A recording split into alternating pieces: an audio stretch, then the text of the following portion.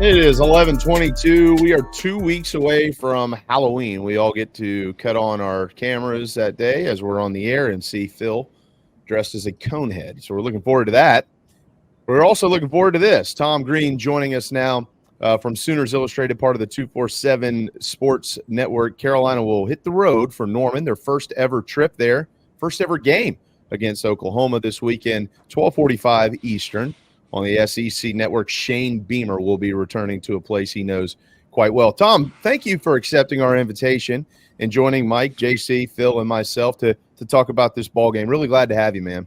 Yeah, my pleasure, guys. Excited for South Carolina rolling the town this week. First time, like you said, first time ever that these two teams will be playing, which seems kind of crazy, considering how long they've been playing football.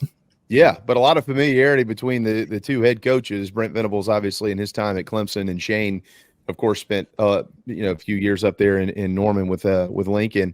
Did you get to know Coach Beamer at all? No, I was actually covering Auburn at the time. Oh, yeah, this is just my second season at Oklahoma. Spent almost a decade covering Auburn.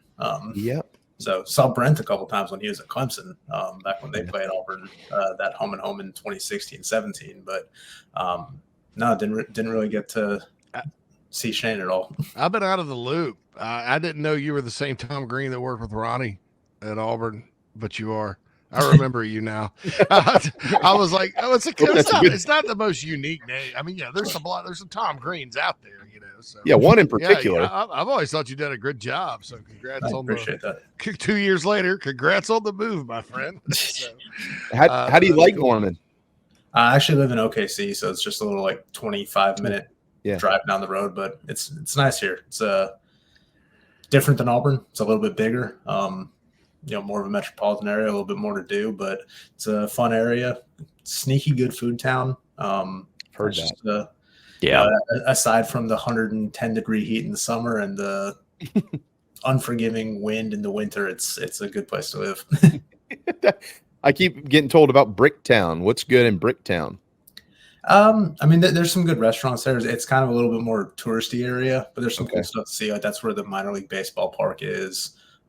There's a little canal, kind of like the San Antonio riverfront there, where you can do tours and stuff. And there's just some shops and restaurants and bars down there. Neat little place. Well, there's a lot of Gamecocks making the trip this weekend, and it should make for a wonderful atmosphere. It is a whiteout this weekend, at least for the fans, from what I understand.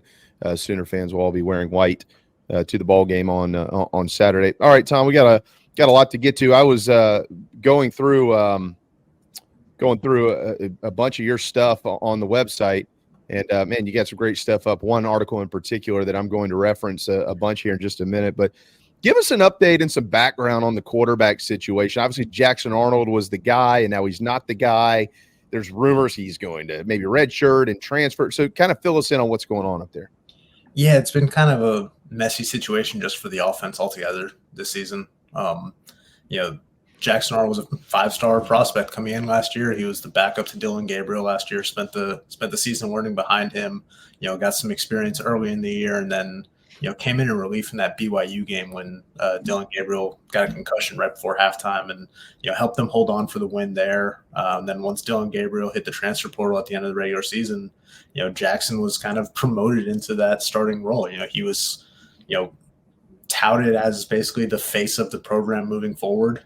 He started in that bowl game against Arizona, did some good things with the deep ball, threw for 360 yards, a couple touchdowns, but also committed 4 turnovers, 3 of them being interceptions. So that was kind of a big question mark about him, throughout the offseason, is just would he be able to kind of hone those things and, do a better job protecting the ball? Obviously brought in a new offensive coordinator, had a brand new offensive line, and, things just never really clicked for him this season. He struggled with his decision-making, struggled protecting the ball, but he had 7 turnovers in 3.5 games before he was ultimately benched right before halftime of the SEC opener against Tennessee. And, he just has not seen the field since. They've decided to go with true freshman Mike Hawkins Jr., a former 4-star guy out of, the Dallas area. And, the results haven't been much better. The one saving grace, I think, really is that, Mike Hawkins has done a much better job protecting the football. He had a costly fumble against Texas shortly before halftime last week. But that was his first turnover of the season so far. And, Brent Venables was asked after the Texas game if there was at any point where they thought about making a quarterback change, and he was very succinct and just said no. And it seems that they're rolling with Mike Hawkins right now. They kind of want to get enough on tape with him to see if he's going to be the answer moving forward, or if that's a position that they need to reassess this offseason again. But it's just been a very kind of tricky situation. There's a lot of layers to it. While Jackson Arnold hasn't been good, like you're breaking in a new offensive coordinator in Seth Luttrell, 5 new starting offensive linemen, your top 5 wide receivers have been injured basically the entire year. Not many people are going to have success in that situation, let alone a sophomore who had a handful of appearances last year and a true freshman. Gamecocks have seen a lot of those problems down here from an injury standpoint, young offensive linemen, so totally understand it. I did see, to your point there with the injuries at the wideout position, Deion Burks is listed as questionable. Is there a chance he plays? I think there's a slim chance. Like, listen to the way Brent Venables described it, said that Deion's trying to defy all odds to be able to play. He's been dealing with, they've been calling it a soft tissue injury. I think in that Tennessee game, he took a helmet to the abdomen area. I'm not sure the exact injury, but he's been out the last 2 games, and it sounds like he's been able to practice more, which is good. I'm just not confident yet that he's going to be good to go this weekend. All right, the Hawkins kid. This is an interesting case study. 46 combined carries in the last 3 games. Tennessee. Down on the Plains, and then this past weekend in the Red River rivalry in Dallas, he carried the football 20 times. Of course, that includes sacks. I think it was sacked 6 times in that game. Yeah, 5. So has this offense, since he's been in there, has it kind of shifted to that model where you're using more of that dual threat style to try to move the football versus what they were doing before? Yeah, I think they've used a few more design runs for him just because, like Jackson Arnold's a very capable runner. I mean, he was a dual threat quarterback in high school. But Mike Hawkins just has a different running style, and with the offensive line kind of being what it is, I think you kind of have to create some more design runs to try to sustain drives and take advantage of what Michael Hawkins can do as a playmaker. So I think that's been part of it. But also, a lot of those have been scrambles too. Like he's just not had a whole lot of time in the pocket. Last week against Texas, they did a lot of trying to move the pocket for him, get him on the run, and some of those were just he either didn't have a guy open downfield or didn't pull the trigger on some guys that were open downfield, and instead just ran for a short loss or a short gain or whatever it may be. Guys, y'all hear this? Mike, you hear this? JC? Sounds kind of similar, doesn't it? Carolina's worked through offensive line issues, freshman quarterback, trying to figure out the wide receiver position. Yeah. This kid's a true freshman, though. I mean, well, no, I know. I'm just saying. A huge difference. Yeah. But yeah, it does sound familiar. I think it sounds familiar in Knoxville, Tennessee right now. With Nico. And Gainesville. I mean, there's Gainesville, Florida. A lot of young all ones. of a sudden. Yeah. Everybody was wondering why Billy Napier didn't make that move, right? Right. Now he has to, and you're going to see why. So the injury situation, you mentioned that there's just a slight chance Burks. Well, is anybody else going to be back at receiver among those top 5 this weekend? No, they're all out. Nick Anderson, who was freshman All-American last year, was kind of going to be their number 1 deep threat guy this year. He'd been dealing with a quad strain since fall camp. Made his season debut against Tennessee and then restrained it after just a handful of snaps. So he's still expecting to miss at least a couple more weeks. Jalil Farouk was their 3rd leading receiver last year, broke his foot or had a foot injury in the spring, came back, broke his foot in the season opener after, making, the big 47, 48-yard catch, I want to say, on the opening drive. Underwent surgery to get a screw in there to repair it. And, the timeline at the time was 6 to 8 weeks. We're at about 7 weeks right now. He came out of his walking boot last week, but, there's already ruled out, no chance that, he's from a conditioning standpoint where he needs to be to come back. So I think he's still probably a couple weeks out. Andrell Anthony tore his ACL in the Texas game last year, and he was their leading receiver through 6 games. Just hadn't been able to come back, played a handful of snaps in the opener, then had a cleanup procedure on that same knee, and he's still out for a little bit longer. Jaden Gibson, another guy that was a big deep threat for them last year, only had like 15 catches, but 5 of them were for touchdowns and was averaging like 26 yards a catch, tore up his knee in fall camp. So it's been the walking wounded at that receiver room right now. So they've had to rely on a lot of inexperienced guys and newcomers that just, haven't had the, playmaking that you would expect out of your top 5 receivers. South Carolina recruited Gibson. He's from Florida, from Central Florida. Good player. Offensive line wise. So what was the expectation coming into this year? Because I always kind of found it puzzling because you see they lost 5 starters up front and heading into a line of scrimmage league like the SEC. But there were a lot of assumptions out there with the national media. They just keep on rolling. I don't know why, but I don't know the details. So take me through that situation on their offensive front. How'd they put it together? Who's playing? What's your assessment of how they've been this year? Why are they struggling? Is it just newcomers? Is it talent? What do they have to do to be better? Just take us through the offensive line.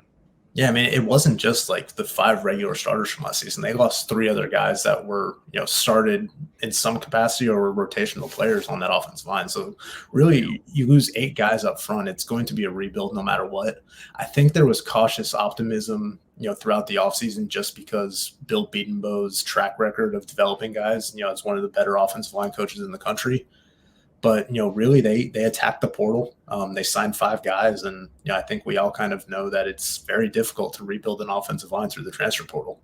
A lot of times you need to develop these guys in-house and get them reps in that system for, multiple years to get them to where they need to be. So they brought in Michael Tarquin from USC, who, started his career at Florida. They brought in Fabechi Wiwu from North Texas, who had previously played for Seth Luttrell down there. They brought in Branson Hickman, who was a 3-year starter at SMU and, was one of the highest rated centers in the country from Pro Football Focus. And then Garen Hatchett from Washington, who, has been around a few years, kind of limited by injuries during his career there. And then Spencer Brown from Michigan State. So they brought in those 5 guys to try to mix with a group that already had, a couple of 3rd-year guys that, in-house developmental guys, Jacob Sexton and Jake Taylor, Troy Everett, who transferred in from App State last year and started a handful of games, but injured his knee in spring practice, which is why they kind of needed to go out and get Branson Hickman in the summer. So it's just kind of been a hodgepodge of getting those guys together, and it just hasn't clicked. Garen Hatchett's, out for the year after a bicep injury early in the season. Branson Hickman sprained his ankle 10 plays into the season opener and missed a couple games, but he's been back. But then he got pulled against Texas, and they put Troy Everett in for the first time this season now that he's healthy. And, I think Troy Everett might start this week. He was named a captain for this game, so I wouldn't be surprised to see him take over at center. Jake Taylor missed some time after dealing with a couple injuries in camp. Their most consistent guy has been Michael Tarquin, who wasn't that really highly thought of when they signed him. Spencer Brown has barely even seen the field, and then Fabechi Wiwu's been the one that's played the most out of all of them. He started all 6 games and played, I think, all but 9 snaps at right guard this season. So it just hasn't meshed. Part of that's been the injuries that they dealt with throughout the offseason. It's hard to gel and get that cohesion when you have guys in and out of the lineup. But it's just it's been difficult because, as like you said, there's a line of scrimmage league. And if you can't get things settled up front, it's going to make things a lot more difficult throughout that offense. Tom, I've got a 2-parter, if you will. I was there 2 years ago, Venables' first year. Did a regular season game in the Cheez-It Bowl, which in addition to an entertaining game was a good chance to put on a few pounds. The harmony, I thought, between Venables and Jeff Lebby, like that was the perfect 1-2 punch. You had stud defensive coordinator, and then you had Lebby, who played there and was all giddy about being back in Norman. Year 1 was a struggle. I didn't think it was fair to judge any of those guys on year 1 because Lincoln Riley, in addition to leaving in the middle of the night, took a lot of his key players in the middle of the night. In the year 2, you win 10 games and everything's bliss. But I don't think they thought Jeff Lebby would be gone so quickly, but that's what happened. So my questions are, number 1, what is the identity of this offense now with Lebby gone? Because we knew what Lebby was trying to bring to the table. And then 2, I'm curious, what is the true account of Dylan Gabriel's departure? Because a lot of people make it sound like, well, they really didn't want him. I mean, obviously, he would have given you a better chance to win this year as opposed to a couple of freshmen. So where do you stand on both those questions? Yeah, I mean, I don't know what the identity of this offense is right now, and I don't know if Oklahoma knows. I think part of that is just you're missing so many of the guys that you came into the season thinking that you're going to be able to rely on, that it's just been so difficult to kind of do anything consistently. So I think they're still trying to figure that out, and that's obviously not something that you want heading into the second half of the season. But it's been uphill battle throughout the entire time this year. So I don't think I really have an answer to that first one. But as far as the Dylan Gabriel part, there was an understanding when Dylan got to Oklahoma that he was going to play 2 years here and then hopefully move on to the NFL. And that was just kind of an unspoken not necessarily unspoken, but that was his plan. That's what they expected to happen. And then he gets back his NFL grade, his NFL draft grade, and he's projected probably 7th rounder, maybe undrafted. And at that point in the current landscape of college football, you're thinking, I have another year of eligibility. I'm better off cashing in on NIL opportunities and playing another year here, or playing another year at the college level, maybe going on to break the all-time passing records in NCAA, which he might be able to reach this year at Oregon. And it was just it was kind of a difficult situation, I think, especially once Jeff Levy left. I don't think there was going to be much opportunity to retain Dylan Gabriel. He spoke with Brent Venables and said he wanted to get closer to home for his last year since he wasn't going to go to the NFL. Oregon's obviously I think it's like a 5-hour flight from Hawaii, as opposed to having to fly to LA and then fly out to Hawaii from OKC or something like that. So he's closer to family, and I think that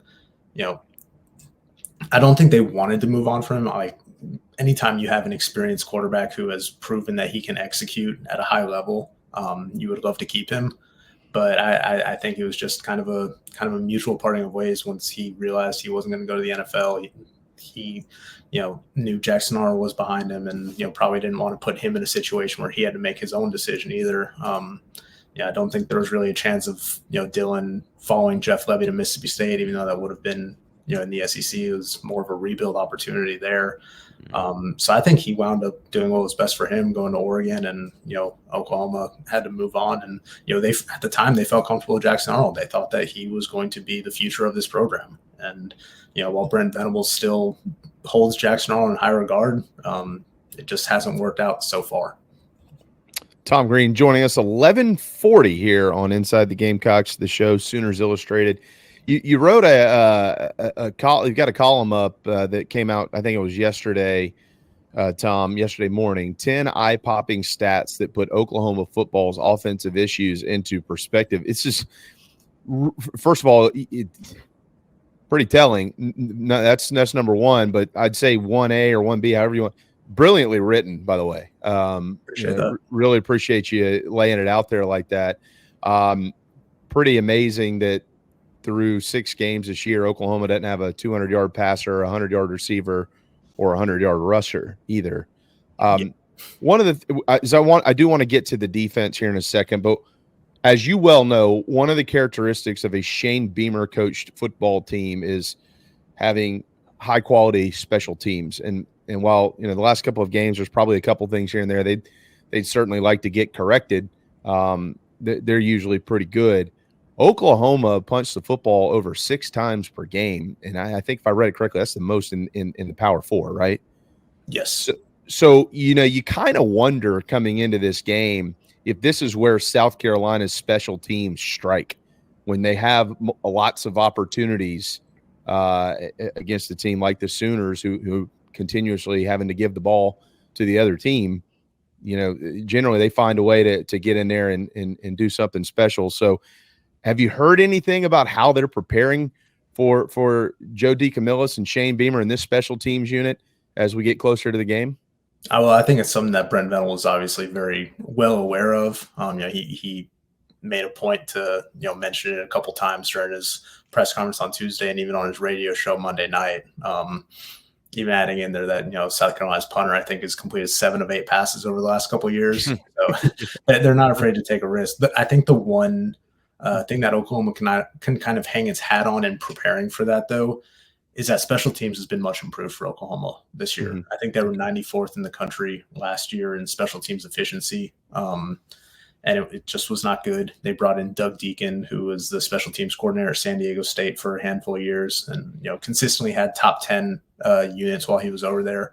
And they've been a lot better this year. Luke Elzinga, and it's kind of weird saying this, but Luke Elzinga, the punter for Oklahoma, I think has unequivocally been their best all-around player this season.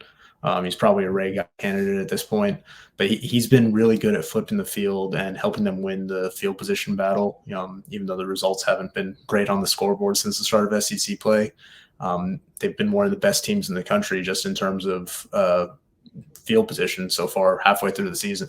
So I think it's something Oklahoma is obviously very aware of. And I think that they feel pretty well equipped just because of the improvements they've been able to make on that side of the ball with Doug Deacon.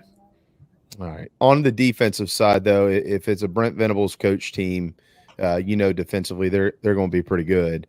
Oklahoma has gained 14 turnovers this year, which is good enough for 7th in the country. Matter of fact, I think it's only 3 behind James Madison, so 7th in the country, but they force teams to turn the football over. Carolina's had some issues with that, and they got to get it cleaned up if they want to go up there and win the game.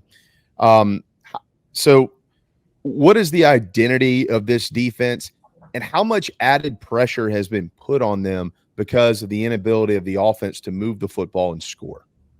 Yeah, I mean, I think the identity of the defense is that this finally looks like a Brent Venables defense here in year 3. I mean, I'm sure you guys, haven't seen him at Clemson, know what a Brent Venables defense looks like. And they finally got that, because they got a lot of guys that are in the 3rd year of the system, very veteran-laden defense. And, they've been delivering throughout the season. I know the final score last week might not have reflected it, but, they played pretty well against a very good Texas team. I mean, they held them to, 13 yards and just 9 plays in that first quarter, had an interception and a couple 3-and-outs before things kind of snowballed with the offensive inefficiencies in the second quarter there, which kind of leads into the second part of your answer. I think there's been a lot of pressure on this defense. I've honestly been surprised that that the dam hasn't busted a couple more times this season like it did against Texas, just because of how often they've had to be on the field and how many times they've had to, after a 3-and-out or a quick turnover. I mean, 35% of Oklahoma's offensive possessions this season have either ended in a 3-and-out or a drive that's only lasted 3 plays with a turnover or safety. So there's been a lot of quick turnarounds for this defense this season. And for the most part, they've answered the call. They're very opportunistic, like you said, forcing turnovers. The pass rush has been a whole lot better. I think the biggest weakness for this defense so far is, they've had a penchant for some missed tackles, especially since the start of SEC play. I think they've got like 45 through 3 games. It's just they're susceptible to giving up some big plays in the passing game too, but the run defense has been great. The pass rush has been much improved, and they've been opportunistic. And, like you said, South Carolina, I think they're the 7th most turnovers in the country through 6 games. It's a lot. Yeah. And, they're going to try to put pressure on Lenore Sellers because I know he's been responsible for a lot of those turnovers. So I think that's going to be, really how Oklahoma can try to dictate this matchup. Yeah, they hold opponents to about 31.5% on 3rd downs as well. So Gamecocks converted 7 of 15 in Tuscaloosa last weekend, and they're going to need to probably mirror that or at least get close to it. Because we all know, as you just pointed out, what Brentville's style defenses do if they want to have a chance to win the ball game. We'll get you out of here on this one here, Tom. Kind of final thoughts on this matchup, what you'll be paying attention to, especially early in the game, maybe that kind of help you figure out or dictate maybe where this sucker might go. You look at the remainder of the schedule for both opponents. It is the SEC. That's one thing we haven't asked you about is, kind of how it's been up there being a part of this league now for the first time. But the answer to that's probably, look at the schedule. They have to turn around and go to Ole Miss. They got to go to Missouri. Then they got Bama and on the road in Baton Rouge to end the season. So it's a difficult stretch. They they need some wins. I'm sure they look at this one as one we really need to get here. So what are you paying attention to in this ball game that you think might kind of help determine the outcome? Yeah, like you said, I think this is kind of a pivot point for Oklahoma's season here. Kind of a must win, really, when you look at what lays ahead with 4 games still against top 25 opponents and, 2 of those on the road, or 3 of those on the road, rather. It's going to be difficult. They knew that this is what they signed up for when they were coming into the SEC, obviously expecting the offense to be a little bit better. But one of the things I'm looking for, is just how the defense responds to last week's performance. They knew that wasn't up to their standard. They felt that they shouldn't have given up 34 points to Texas, even with, a couple of the short fields that they allowed there. Cleaning up the missed tackles in particular is just something that they need to do. And, they talked about it after the game that it's about want to, and Texas's want to was greater than their want to. So I want to see how Oklahoma responds to that, because I think, of their 15 missed tackles against Texas, 8 of them came on Texas's first touchdown drive. And if you're going to miss that many tackles, I mean, you're begging to lose. But I want to see how they kind of handle South Carolina and what they can do to make Lenora Sellers uncomfortable. Because I think if they can, force him into making plays, then that's playing into Oklahoma's strength. At least defensively. Offensively, I just want to see some sort of improvement. I know that's not asking for a lot, but I think the bar is really low for this Oklahoma offense right now. It's just been tough sledding all around. They need to figure out ways to just sustain drives and get things going. And I know that's not going to be easy against South Carolina. It's got a very good defensive front. I think that Dylan Stewart and Kyle Kennard are going to be a handful for Oklahoma's offensive tackles, and if those guys aren't up to the task, it's going to be another long day and a low-scoring affair. Yeah, according to your column that I referenced just a little while ago, of course, the Sooners have given up 20 sacks, which is what they allowed all of last year in those 13 games. But you've got in there that Pro Football Focus has their offensive line 119th in the FBS in pass blocking efficiency, 84.9. That's certainly something to keep an eye on with Kyle Kennard, Dylan Stewart, and the rest of that talented defensive front. Tom, really can't thank you enough, man. Glad that you get to see the Gamecocks and the Sooners for the first time ever this weekend. We'll certainly continue to follow along with your stuff. If we can ever help you out in any way, please reach out and let us know. But you gave us a lot of time today and a lot of good stuff. We expected that, and we certainly appreciate it. Yeah, appreciate you guys having me. And for all you guys traveling to Norman and OKC this weekend, hope you have a safe trip and a good time. Yeah, man. Thanks a lot, Tom. Yeah, my pleasure.